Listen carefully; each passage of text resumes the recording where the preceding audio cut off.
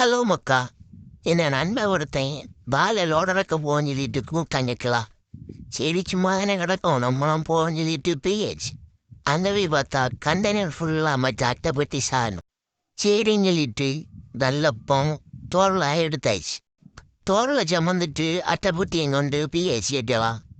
அட்டைப்பட்டி வந்து ஒரு 15 கிலோ சாதனம் உள்ளே இருக்கு. அடித்து பிடிச்சி அப்படியெல்லாம் ஏறி பாக்ஸை கொண்டு உள்ள அப்படியே தள்ளி விட்டாச்சு. அதுக்கப்புறம் நம்ம அப்ரசண்டி பயிலுவ வந்தானுவன், பின்னாடியே வந்தானுவன்.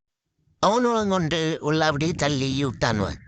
அடுத்தது கொஞ்ச நேரத்துக்கு நல்லா சுறுசுறுப்பாக வேலை செஞ்சு விட்டுலாம். நானே நம்ம நினச்சேன் பயிலோலாம். பின்னே பரவாயில்ல வேலையால் செஞ்சானுவன். சம்பவம் என்னன்னா, இந்த பாக்ஸை கொண்டு கடையை பின்னாடி அரையாத்துச்சேன்னானுவன். இங்கே வந்து பார்த்தா ஒரு படி அறையாறணும். படியிலையும் ரிவல்ஸ் போடவும் முன்ன உயிர் போயிடும்.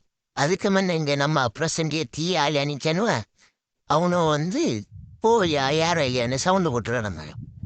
அடுத்தது எப்படி அடித்து பிடிச்சி ரிவல்ஸையும் போட்டு மேலே ஏற்றியாச்சு. பின்னாடி அவனும் ரிவல்ஸை போட்டு ஏறி வந்தானுவன். பைய வந்தானுவன் மேலே. கிந்தி தான் வரணும். நீ நீ தோல்ல செம்முக்கு வந்தீங்களா இல்லை தலையில செம்முக்கு வந்தீங்களா?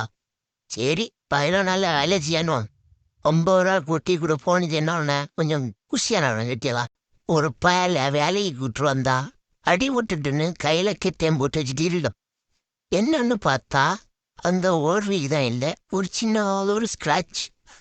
அதுக்கு அடி போட்டுட்டு நாங்கள் ஒதுங்கிட்டு கிட்டேன் போட்டு இருக்கானோ. என்னத்தை சொல்ல, இவனும் இல்லை வேலையை வாழானாலும் வேதனையை வாழானாலும் தெரியலை கட்டலாம் பக்கா. அடுத்து என்னன்னா 11 மணி போல் ஒரு குப்பி ஜூஸே வாங்கிட்டு வந்தானுவேன். அதில் தான் ஒரு 10 பேர் குடிச்சானோ. இங்கே ஒருத்தன் 2 கப்பு எடுத்து குடிச்சு தீர்த்துட்டான். 6 பேர் குடிச்சார். அடுத்தது அதையும் குடிச்சிட்டு வண்டியில் வந்து பார்த்தா இங்கே லோடும் படம் அப்படியே இருக்கு. தீருமா தீராதா அப்படின்னு சொல்லிட்டு இந்த பயலு எல்லாம் ரோட்டில் போகிற ஆங்கிலையும் பெண்ணோலையும் பார்த்துட்டு காஜி பிடிச்சி இருந்தானோ. அன்னைக்கு தான் நாங்கள் ஒரு மாவீரனை நேரில் கண்டோம் கட்டியலாம். ஒரு பெரிய பண்டில் வலைய அப்படியே தூக்கி கரைக்கு அடித்தான் பார்க்கணும். காலை மடக்கிட்டு அடுத்த குண்டை வச்சான்.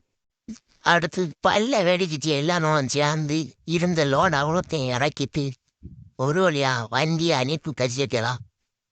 மகாராஷ்டிராவில் வண்டி எப்படி போகிறான் பாருங்க, தண்டை நிறைய வச்சுட்டு. அடுத்தது இவனு தான் நம்ம பிரசண்டி பாயில் இருக்கலாம். ஒருத்தனை பனியன் பூச்சி எங்கே அழுதுட்டு இருக்கான்.